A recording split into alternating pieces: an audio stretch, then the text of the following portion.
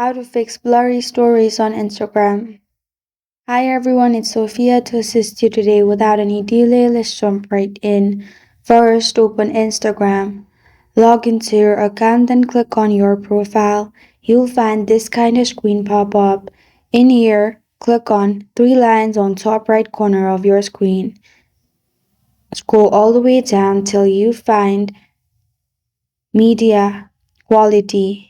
Click on it, and in here you'll find Upload at Highest Quality. Turn on Upload at Highest Quality. After you turn that on, when you add your stories will be HD quality. And this is how to fix blurry stories on Instagram. Thank you for joining me today. If this video helps you out, please leave a like and subscribe for more. Got a question or want to suggest a topic? Comment below. I am Sophia signing off until next time.